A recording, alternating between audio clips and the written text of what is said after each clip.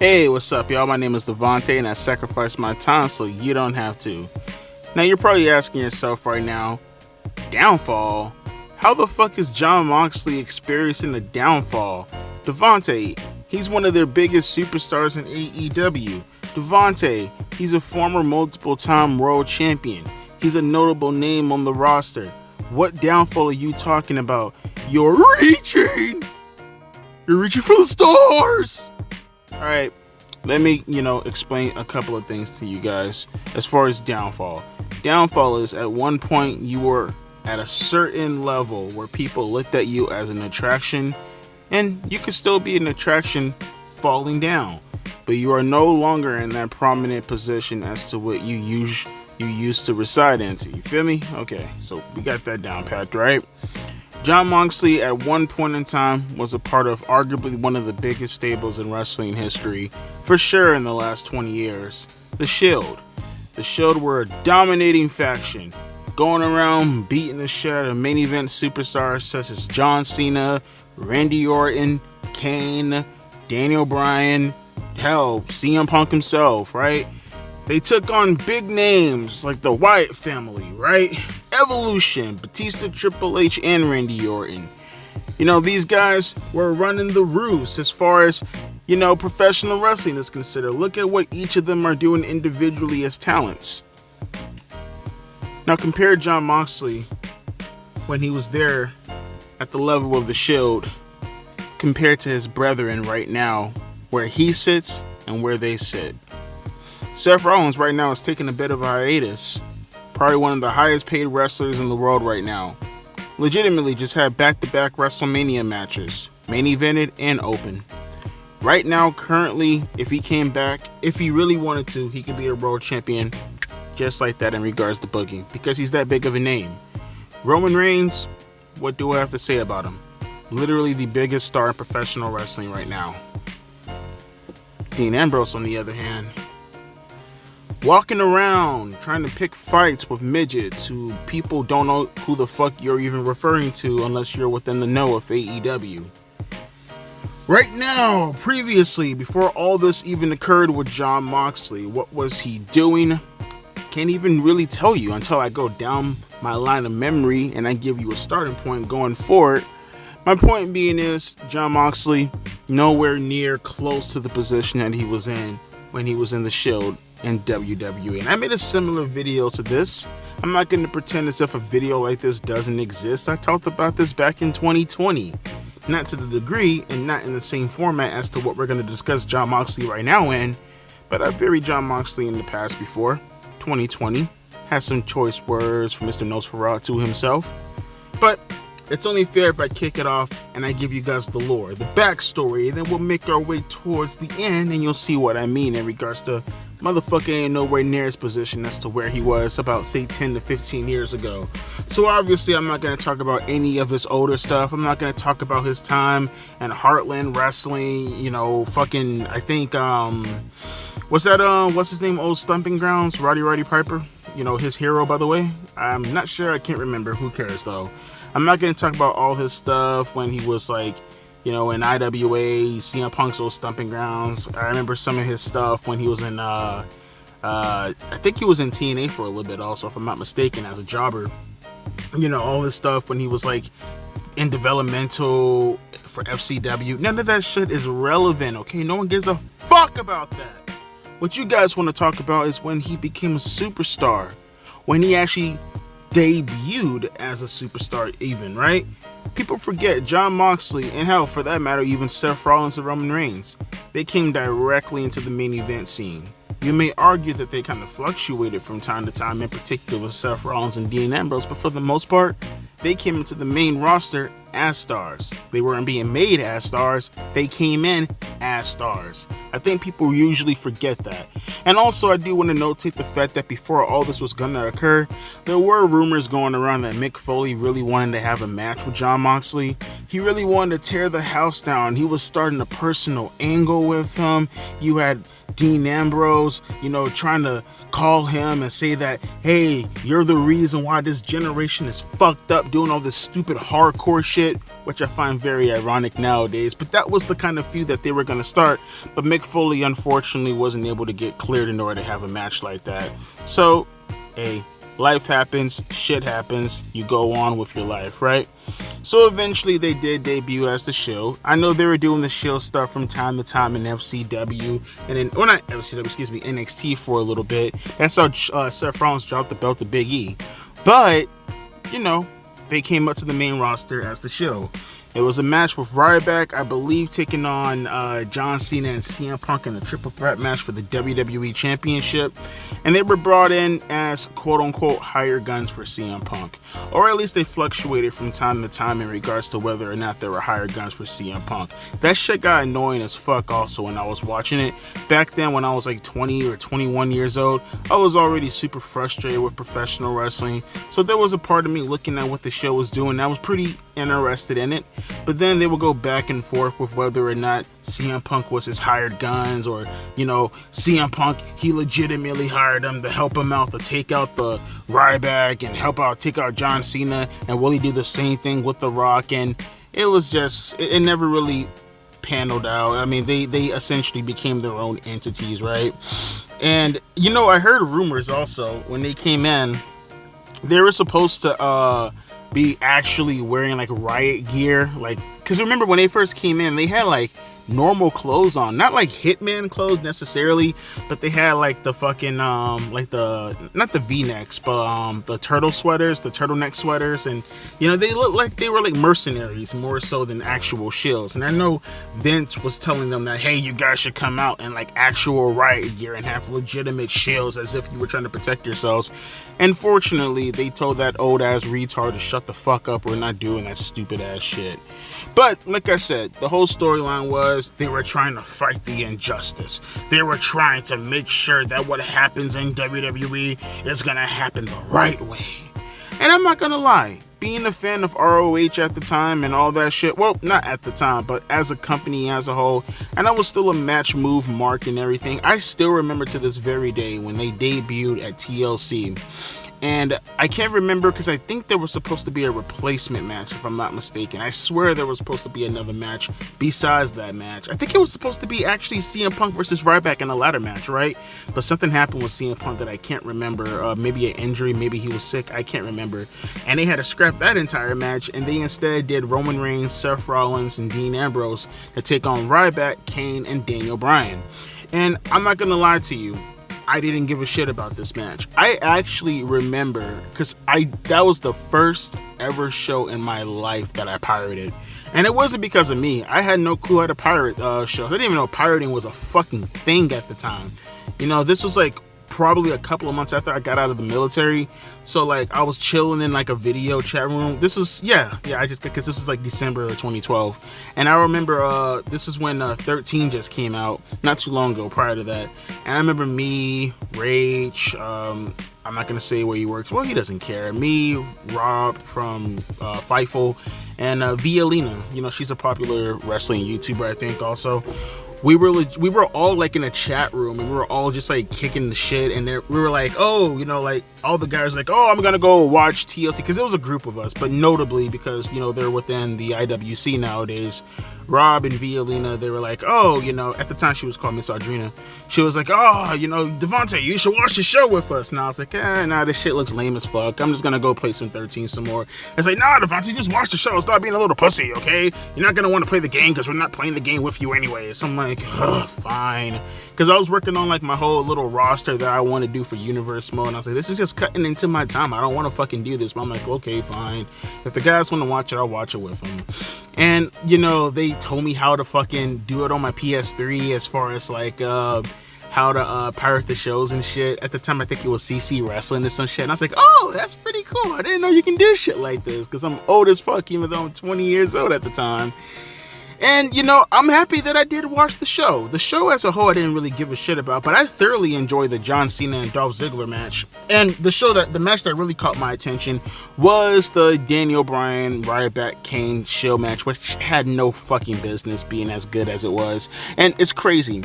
I think that's the first time in WWE, because like nowadays you see it all the time, all the chaotic matches, the very drawn out, dramatic, clusterfuck, hardcore matches with all the plunder and shit, but the plunder has reasoning with the false finishes and stuff. You know, it's kind of like taking what Cactus Jack would do in his matches and then just like really, you know, like entertaining the aspect of bringing more story, not even storytelling, but more so movie acting storytelling elements into the whole entire match. That's when this match started, like the barricade breaks and shit like that, and like, you know, oh, that guy's over there taking a move off the ladder through a table, oh, that guy's over there and he's gonna take a double spot through two. That was the first ever, I mean, it's an everyday thing nowadays, but that was the first match that I ever seen of its kind. And I lost my shit. I fucking love the match. It's still one of my favorite matches of all time. I think I put that on my 100 greatest matches of all time list also, if I'm not mistaken. No, I probably, did I put that match? Either that match where I did the Shield versus the Wyatt family. But either or though, I had a blast watching the fucking match. And you know, like I said, the Shield, they absolutely stood out to me. I was like, okay, so this is what these guys are going to be all about. And as time went on throughout 2013, Dean Ambrose did eventually help capture the United States Championship. And eventually, obviously, Seth and Roman, they captured the Tag Team Championship belts. The only problem with this is, well, Seth and Roman, they defended their titles probably a little bit more consistently than Dean Ambrose. Not to say that that's a lot. They eventually dropped their belts, if I'm not mistaken, to the Rhodes family, right? Cody Rhodes and Goldust. Whereas with Dean Ambrose, he was a champion for damn near, was it a year? I think he actually won the championship belt at Extreme Rules, right? Because he beat Kofi, I believe, right? He beat Kofi, and then like he held the belt for like a whole fucking year and like never fucking defended the championship belt. And then eventually he dropped the belt, I think, at Extreme Rules the following, was it Extreme Rules the following year? Or some shit like that? I think, no, because I think Extreme Rules the following year is when he dropped the belt. No, that's when they had the fucking match with Evolution. I forgot when Dean actually dropped the United States Championship belt. Who would he have actually dropped the belt to begin? Nah, not Luke Harper. Because Luke never won the United States Championship. He won the Intercontinental Championship, but never the United States Championship. Trying to think. It's going to come to me too. Because I swear I remember them having, but you know what? I think maybe the Authority fucked them over, right? Did the Authority fuck over Dean Ambrose, and that's how he lost the United States Championship? I'm thinking to myself right now, it's gonna come to me, watch. Because I'm trying to think. I think because Evolution, they lost the first match at Extreme Rules, right? And then like they were trying to, let me see, they put Ambrose in a, no, he lost it in the Battle Royal to Sheamus. Let's go. I was gonna say Wade Barrett at first, but no, yeah, he lost the belt to Sheamus in that Battle Royal that Triple H like made him go into. See, I'm getting all confused and shit. But nevertheless, though, yeah, he lost the United States Championship belt. Pretty much never fucking defending it. And then they had another match, a no-holds-barred match at Payback. It was like a no-holds-barred elimination match, which was also the bee's fucking knees. That match kicked so much ass also. And that was going to be the final match for the Shield. At least one that was notable. Probably some live shows that I don't remember, but that was the most notable one. And eventually they ended up breaking up in one of the most heartbreaking breakups. Really, I will say though, in hindsight, I guess this is pretty fucking iconic, right? With Seth Rollins hitting Roman Reigns in the back with the chair and Dean Ambrose looking all shocked, like fucking like, what the fuck just happened here?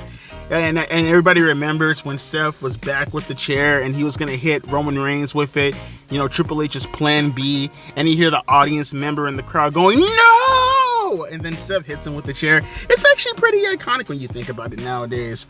But nevertheless, though, for some inexplicable reason, Roman Reigns never went after Seth Rollins, at least not initially. Obviously, throughout the years, they would feud and shit like that. But for some reason, the feud went directly into Dean Ambrose. At that point, the show was dissolute. You know, they dissolved. Roman went to go do his thing after the WWE Championship, which made everybody pissed off, you know, because it's like, okay, well, Roman is now getting the, you know, special child treatment while Dean Ambrose has to feud with Seth Rollins. And, you know, look, I'm probably one of the only people who was in the minority on this. I don't know. I always kind of felt like the Seth Rollins and Dean Ambrose stuff. I know there are some people who have fond memories of the feud. People who kind of look at that feud no different than how I look at Benoit and Jericho, for an example. But I don't know. I always kind of felt their feud was really, really forced. Like, really forced. I know that it had the storyline elements attached to it. But I mean, for fuck's sakes, they started feuding technically around June, July-ish, right? And then, like, they end up in the Hell in a Cell match in October. And it's like, I mean, I get it. I understand. But, like, I don't know. I always kind of felt that their feud felt so fucking forced to me. And maybe it's just me, but I don't know. But eventually, after their Hell in a Cell match, because Bray Wyatt interfered inside the match and he ended up screwing Dean Ambrose out of it. Dean Ambrose, for some stupid ass reason, he picked up a TV monitor and he was going to try to hit Seth with it, and, you know, fucking sparks started to fly everywhere. It was really dumb. And like I said, Bray Wyatt was the reason behind that. He ended up, you know, beating his ass. And then, like, he lost to Bray Wyatt at that year's Survivor Series. Then he lost to him at TLC, and, you know, he did win a match, I think, against him at the what was it, it was something stupid, because I remember looking at that and saying, bruh, why the fuck would Bray Wyatt, that boot camp match, right, at the Tribute to the Troop show. It's like, why the fuck would Bray Wyatt ever compete in a match like this? It was so fucking dumb. But nevertheless, though, Dean Ambrose, he tried to keep up his momentum, and he has some random feuds with guys like fucking Bad News Barrett, and, you know, I still remember the, you know, debacle in the Royal Rumble where Roman Reigns was like the most hated person in the fucking world, when Big Show and Kane was eliminating everybody left and right, like Daniel Bryan, and they eliminated Bray Wyatt, and Dean Ambrose was one of those people who were a favorite also. Dolph Ziggler, I think, also, if I remember. And he was just he was just floundering. It was, ironically enough, I remember everyone saying that he was going to be the standout member of the Shield, because, I mean, I guess he kind of felt like the de facto leader, you know, before 2013, I guess, at the very least, before they all started to do their own thing. Probably mirrored by the fact that he was the United States champion, only to end up probably, and still to this very day, the weakest link of the show when you think about it, at least from a hierarchy standpoint. But, you know, he started to flounder. He wasn't really doing shit. Yeah, he was Intercontinental champion and shit like that. Yeah, he had that match at at WrestleMania, and the multi-man Money in the Bank ladder match. Actually, it was like for the Intercontinental Championship, right? All this goofy shit, but, like, he didn't really do anything substantial, in my opinion, right?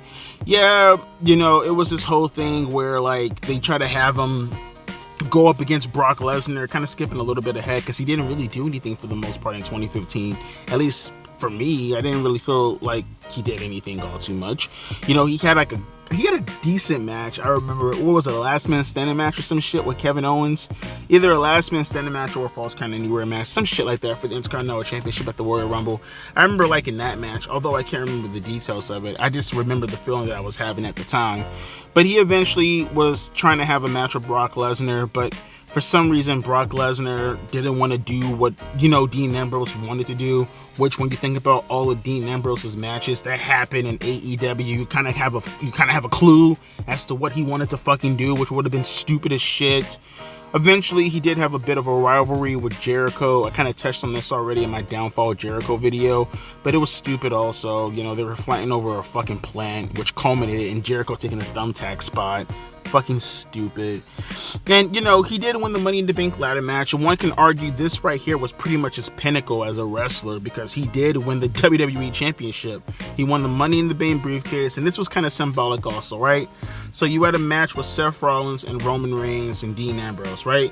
I think Roman Reigns was champion when he came into the event, and then Seth Rollins beat Roman Reigns, and then afterwards Dean Ambrose came and he beat Seth Rollins, meaning all three members of the Shield were champions in a span of a couple of minutes at one time, right? And, you know, him and Seth had some battles. I remember they had that match at Battleground. I remember they had their match at the WWE draft show. So it wasn't all too bad, but Then he started to do stuff that, again, floundered, in my opinion. The stuff with Dolph Ziggler was lame as fuck. I always thought that was lame as shit.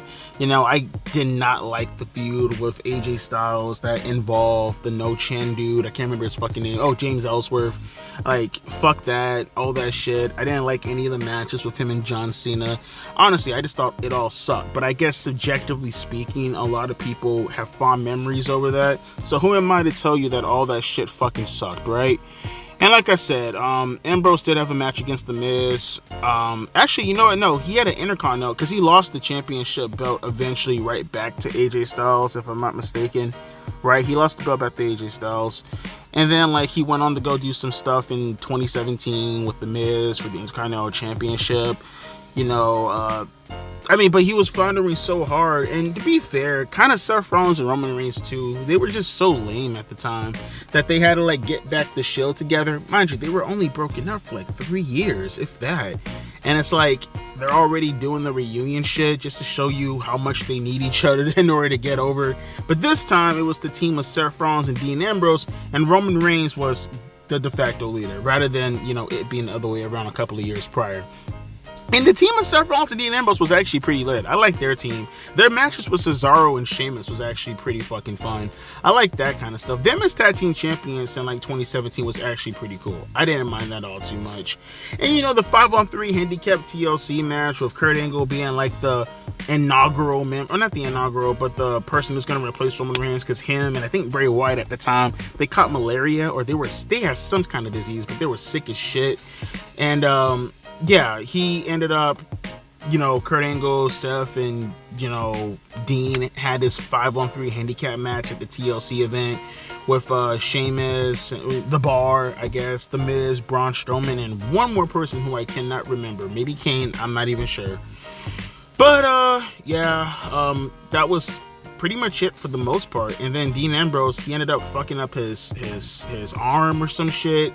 And then the dude was out for like a damn near a fucking year from what I remember. He came back like around like over the summertime, because goddamn, listen, he came back like right before Roman Reigns announced his cancer diagnosis, like maybe a few weeks or like a month or two later. But he came back and he has his look that he has now. Beforehand, he had like the receding hairline look where he was trying his best to cling onto the hair for dear life, like he's Shawn Michaels. But eventually he just said fuck it all, and he started to rock the look that he has currently right now at the moment, looking like a fucking skinhead and shit. And you know, I guess he tried to get on the same page as far as what he was doing prior, which was pretty much nothing. So I mean, it just all sucked, man. He ended up turning heel, because I remember like, you know, they try to do the whole Shield thing again, and it was dumb. And it's like, how many times are you gonna reunite these people, man? Like, they haven't even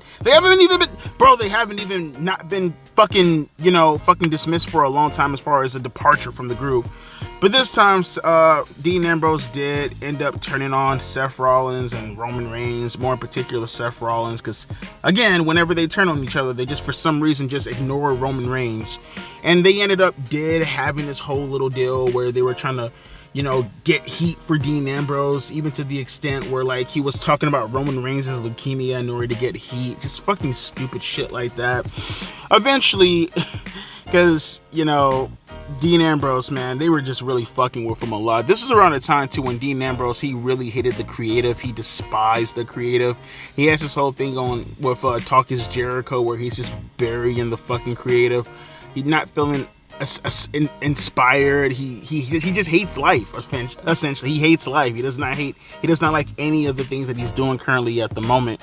I mean, it was one of the worst segments of all time when he's like wearing like this fucking gas mask, and he was like, I'm gonna get vaccinated, you know, you guys in this audience are an illness. And you know, he was calling himself like the moral compass of WWE. It was just garbage. And then he had a garbage match with Seth Rollins at TLC for the Intercontinental Championship that everybody shitted all over. And then, like, you know, he ended up losing the championship. I can't even remember, bro. Did he lose the belt back to Seth Rollins? I can't even remember who he lost the belt back to be perfectly honest with you. Nor does it really matter, to be honest with you.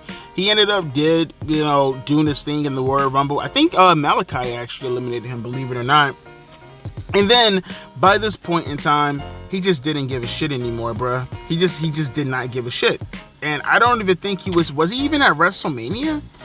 I don't remember her at WrestleMania. I'm trying to think. Nah, he wasn't at WrestleMania, right? I can't remember. If he was, he probably had a very inconsequential match, because I damn sure as hell don't fucking remember it. And then eventually, he ended up leaving WWE. They had like the whole little Shield's last standing final chapter bullshit after WrestleMania. And then he ended up leaving, right? This is when he did the whole Talk is Jericho shit also, when he was like trash talking WWE and saying all the shit about creative, only to go to AEW. And one can say that he had a promising start doing this thing with Kenny Omega when, you know, Omega had his match with I think Jericho in the main event of the first ever fucking Double or Nothing event or some shit. And then like he started to fight Kenny Omega and he ended up hitting him with the paradigm shift on the fucking stack token shits background stuff on Kenny Omega. And you know, they obviously weren't doing a lot of stuff during the time, although I think I remember him like, didn't he have like a staph infection or some shit around that time when he was trying to go into Japan or some shit?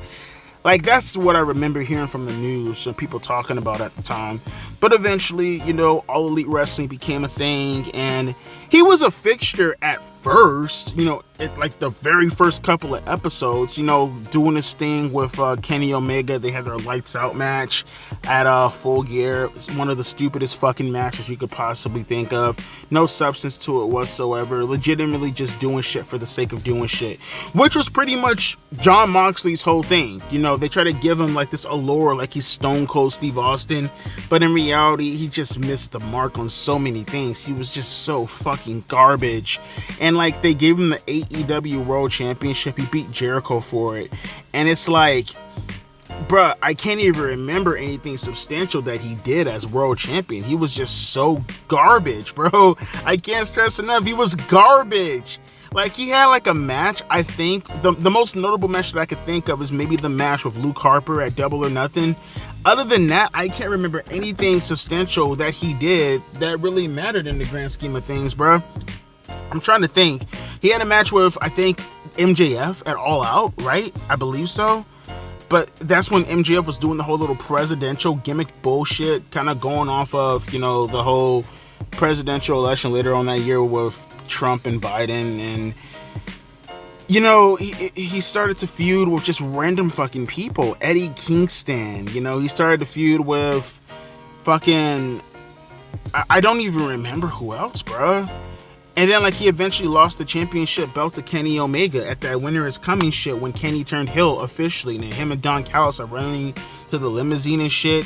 Then he ended up having a match with, oh my god, who did he have the match with? Was it with Kenny Omega when he had like the fucking exploding barbed wire shit, which had one of the worst finishes in the history of professional wrestling, with the firecracker sparklers exploding in the ring? And then you have fucking Eddie Kingston putting his body over John's as if something like legitimately just fucking happened. It was just so fucking cringe and disappointing and garbage, and I hate it. It makes me cringe just thinking about it. I swear to God, bro. It was so fucking trash.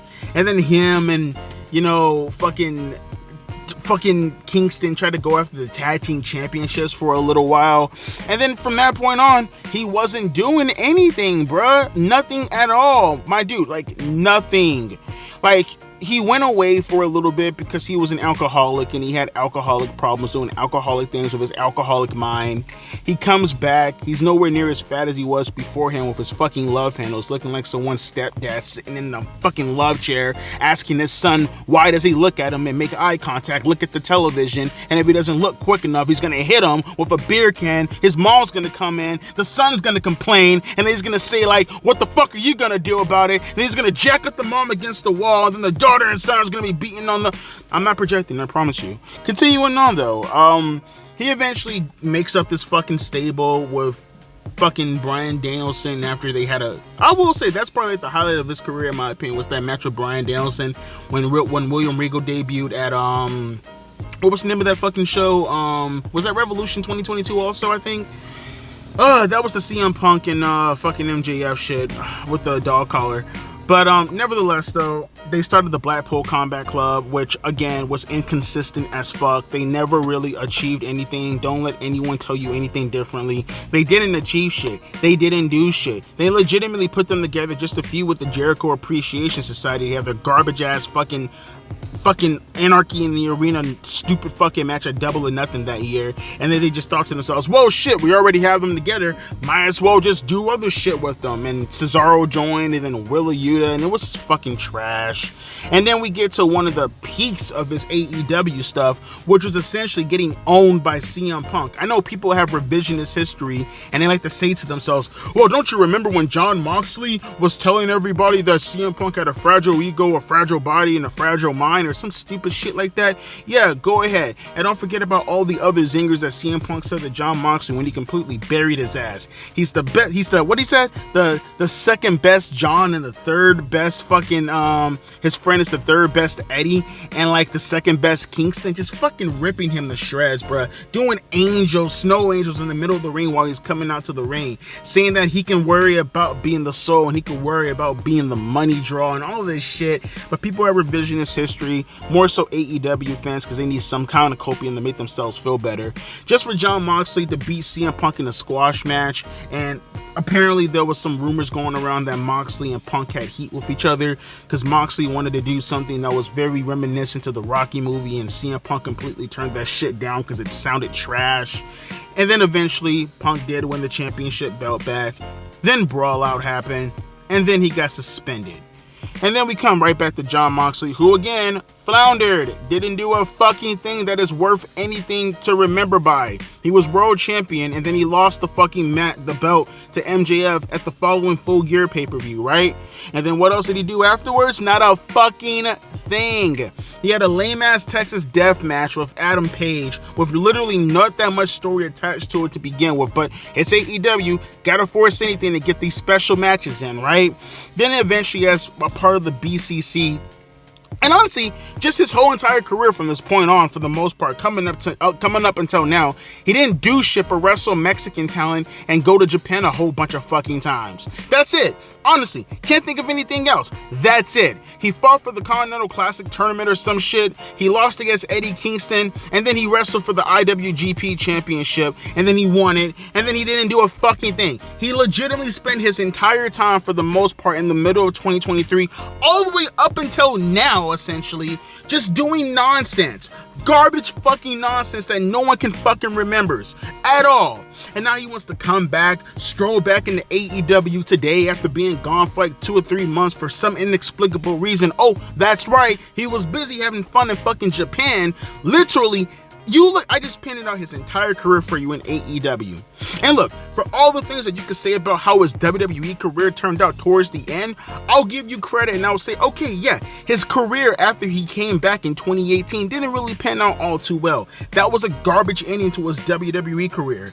But to sit back and pretend that all the stuff that he's doing in AEW just because he's in a high profile stems from the mind of fucking Tony Khan telling you that because of the placement on the card, which, by the way, half the fucking time dude didn't even main event as world champion, and typically when he did main event as world champion, he was most likely dropping the belt to somebody or not winning the championship belt at all. Get the fuck out of here. Felt like dude spent more time having fun in New Japan Pro Wrestling or in AAA Pro Wrestling, coming to AEW being a fixture on the card. Dude would tell you himself that he doesn't like the way Tony Khan books him as a world champion. He gives the belt to CM Punk, and Jon Moxley would tell you straight up he feels like Tony Khan only uses him in order to cover up his fucking mistakes. So that's not just me saying it, it's Jon Moxley telling you how he feels about his own booking. He runs away from an AEW, and he has some kind of escape by going to Japan and doing what the fuck he wants to do over there in New Japan Pro Wrestling or in AAA Wrestling. It ain't like I'm coming out with this shit just for all willy-nilly just to bury the motherfucker. That's him telling you what, and out of his own mouth with his own words. And like I said, for all the bad that people like to keep in their mind and ignore everything in regards to the good 2016 going back, get the fuck out of here. His entire run from 2012 to 2016 absolutely eclipses everything that he's been doing post all that, and that includes his stuff in AEW. Absolutely a fucking downfall. And one can argue going to AEW, knowing that everything he was doing in WWE, one can argue that he has a legitimate legacy stemming just strictly off of the show alone. Yeah, not only just a downfall, But his legacy in himself, he traded to, what, have fun with his fucking friends? Get the fuck out of here. Of course it's a downfall for a Jon Moxley. But let me know your thoughts down in the comment section below. Clearly, I'm obviously going to miss a couple of things. I'm doing this off the top of the dome. But all I really care about is painting out and illustrating the picture for you as to why the guys who are currently wrestling right now, and whatever company, it just so happens to ironically be AEW all the time, their careers prior to where they are right now was a pinnacle for them, and the careers that they were at prior to what they are right now were their peak. And to have a peak and for them to be in this position right now is it's the outright definition of a downfall. So don't get mad at me, get mad at the definition. As always, my name is Devontae, and I'll be catching you guys later. Deuces, P, Ice.